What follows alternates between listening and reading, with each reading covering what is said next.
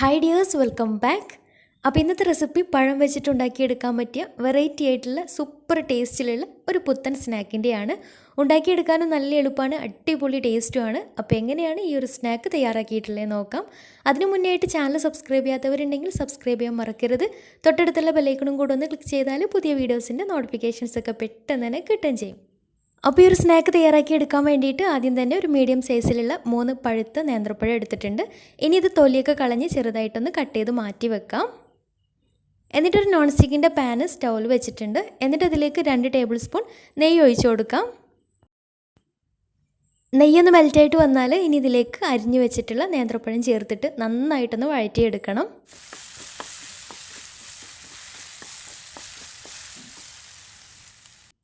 ഏകദേശം ഒന്ന് വഴന്നു വരുന്ന സമയത്ത് ഇനി ഇതിലേക്കൊരു 3 ടേബിൾ സ്പൂൺ പഞ്ചസാര ചേർത്ത് കൊടുക്കാം. അപ്പോൾ പഞ്ചസാരയുടെ അളവ് പഴത്തിൻ്റെ മധുരത്തിനനുസരിച്ച് മാറ്റം വരുത്തുകയും ചെയ്യാം. ഇനി ഇത് നന്നായിട്ടൊന്ന് മിക്സാക്കി എടുക്കാം. അപ്പോൾ പഞ്ചസാര ചെറുതായിട്ടൊന്ന് മെൽറ്റായിട്ട് വരുന്ന സമയത്ത് ഇനി ഇതിലേക്ക് കുറച്ച് തേങ്ങ ചിരകിയത് ചേർത്ത് കൊടുക്കണം. അപ്പോൾ ഞാൻ ഇപ്പോൾ ഏകദേശം ഒരു 1/2 കപ്പിന് അടുത്തായിട്ട് തേങ്ങ ചിരകിയത് ചേർത്ത് കൊടുത്തിട്ടുണ്ട്. നന്നായിട്ടൊന്ന് മിക്സാക്കി എടുത്തതിന് ശേഷം ഇനി ഇതിലേക്ക് നല്ലൊരു ഫ്ലേവറിന് വേണ്ടിയിട്ട് 1/2 ടീസ്പൂൺ ഏലക്കാപ്പൊടി കൂടി ചേർത്തിട്ട് നന്നായിട്ടൊന്ന് മിക്സാക്കി എടുക്കാം. ഇനി ഈ തേങ്ങയും പഞ്ചസാരയും ഏലക്കാപ്പൊടിയും എല്ലാം കൂടെ നന്നായിട്ട് മിക്സായിട്ട് കഴിഞ്ഞാൽ ഇതിലേക്കുള്ള ഫില്ലിങ്സ് റെഡി ആയിട്ടുണ്ട്. ഇനി ഫ്ലെയിം ഓഫ് ചെയ്യാം.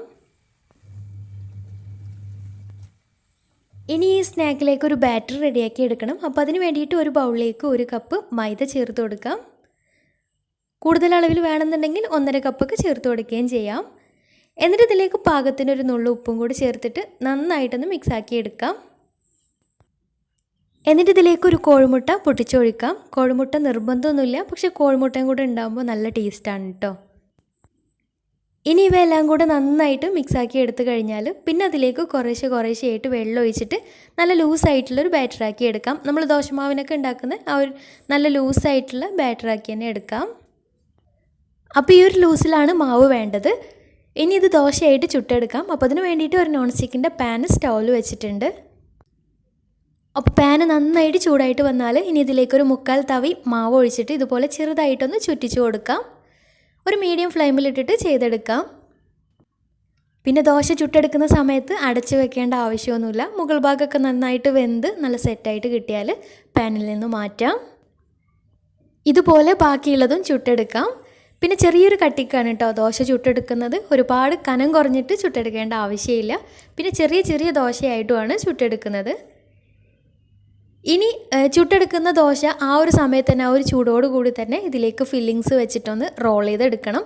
അങ്ങനെയാവുമ്പോൾ പെട്ടെന്ന് ഒട്ടി കിട്ടുകയും ചെയ്യും റോൾ ചെയ്തെടുക്കുന്ന സമയത്ത്. അല്ലെങ്കിൽ കുറച്ച് മൈദ പേസ്റ്റ് വെച്ചിട്ട് ഒന്ന് ഒട്ടിച്ചു കൊടുത്താലും മതിയാവും. ചൂടോട് കൂടി ആവുമ്പോൾ പിന്നെ ഒട്ടിച്ചു കൊടുക്കേണ്ട ആവശ്യമൊന്നുമില്ല. ഇതുപോലെ ഒന്ന് റോൾ ചെയ്തെടുക്കാം. അപ്പോൾ ദോശ റോൾ ചെയ്തെടുക്കുന്ന സമയത്ത് നല്ല വശം ഒന്ന് മറിച്ചിട്ടിട്ട് മുകൾ ഭാഗത്തായിട്ട് ഫില്ലിങ്സ് ഇതുപോലെ നീളത്തിൽ വെച്ച് കൊടുക്കാം. എന്നിട്ട് 2 വശവും ഒന്ന് മടക്കി കൊടുത്തിട്ട് ഇതുപോലെ ഒന്ന് റോൾ ചെയ്തെടുത്താൽ മതിയാവും. ചൂടോടുകൂടി തന്നെ ചുട്ട ഉടനെ തന്നെ ആവുമ്പോൾ പെട്ടെന്ന് ഇതുപോലെ ഒട്ടി കിട്ടും. അപ്പോൾ എല്ലാതും ഇതുപോലെ റോൾ ചെയ്തെടുത്ത് കഴിഞ്ഞാൽ ഇനി ഇതിലൊരു കോട്ടിങ് കൂടെ കൊടുക്കുന്നുണ്ട്. ഇങ്ങനെയും കഴിക്കാം, പക്ഷേ ഈ ഒരു കോട്ടിങ് കൂടെ കൊടുത്തിട്ട് കഴിക്കുകയാണെങ്കിൽ നല്ല ടേസ്റ്റാണ് കേട്ടോ. ടേസ്റ്റ് മൊത്തത്തിൽ അങ്ങോട്ട് മാറും. അപ്പോൾ അതിന് വേണ്ടിയിട്ട് ഒരു ബൗളെടുത്ത് അതിലേക്ക് ഒരു കോഴിമുട്ട പൊട്ടിച്ചൊഴിക്കാം. എന്നിട്ട് അതിലേക്ക് 1.5 ടേബിൾ സ്പൂൺ പഞ്ചസാരയും പിന്നെ നല്ലൊരു ഫ്ലേവറിന് വേണ്ടിയിട്ട് കുറച്ച് ഒരു 2 ഏലക്കായ ഒന്ന് ചതച്ചിട്ട് ഇതിലേക്ക് ഇട്ട് കൊടുക്കുന്നുണ്ട്. ഇനി ഇത് നന്നായിട്ടൊന്ന് മിക്സാക്കി എടുക്കാം. പഞ്ചസാരയൊക്കെ ഇതിൽ നന്നായിട്ട് അലിഞ്ഞ് വരണം. മുട്ടയും പഞ്ചസാരയും നന്നായിട്ടൊന്ന് സ്പൂണ് വെച്ചിട്ട് നന്നായിട്ടൊന്ന് ബീറ്റ് ചെയ്തെടുക്കാം. മുട്ടയും പഞ്ചസാരയൊക്കെ നന്നായിട്ട് ബീറ്റാക്കി എടുത്തു കഴിഞ്ഞാൽ ഇനി ഇതിലേക്ക് നമ്മൾ നേരത്തെ റോൾ ചെയ്ത് വെച്ചിട്ടുള്ള ഓരോ റോളും ഈ ഒരു ബാറ്ററിൽ ഒന്ന് മുക്കിയെടുത്തിട്ട് നേരത്തെ ദോശ ചുട്ടെടുത്തിട്ടുള്ള അതേ പാനിൽ തന്നെ 1 ടേബിൾ സ്പൂൺ നെയ്യ് ഒഴിച്ചിട്ട് അതിലിട്ടിട്ടൊന്ന് ഷാലോ ഫ്രൈ ചെയ്തെടുക്കാം. ഈ ഒരു സ്റ്റെപ്പ് നിർബന്ധമൊന്നുമില്ല, അങ്ങനെയും കഴിക്കാം. പക്ഷേ ഈ ഒരു രീതിയിൽ ഒന്ന് ഷാലോ ഫ്രൈ ചെയ്തെടുക്കുമ്പോൾ അടിപൊളി ടേസ്റ്റാണ്. കാണാനും ഒന്നും കൂടെ ഭംഗിയായിരിക്കും, ടേസ്റ്റിലും നല്ല വ്യത്യാസമുണ്ട്.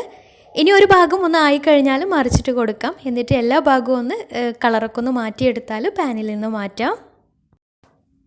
മുട്ടയുടെ കോട്ടിങ് ആയതുകൊണ്ട് തന്നെ പെട്ടെന്ന് തന്നെ റെഡി ആയിട്ട് കിട്ടും. ഒരു മീഡിയം ഫ്ലെയിമിലിട്ടിട്ട് തന്നെ ചെയ്തെടുത്താൽ മതിയാവും.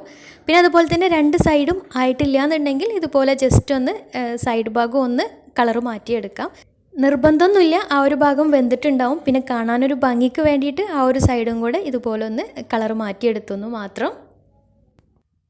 അപ്പോൾ എല്ലാ ഭാഗവും റെഡിയായിട്ട് കിട്ടിയാൽ പാനിൽ നിന്ന് മാറ്റാം.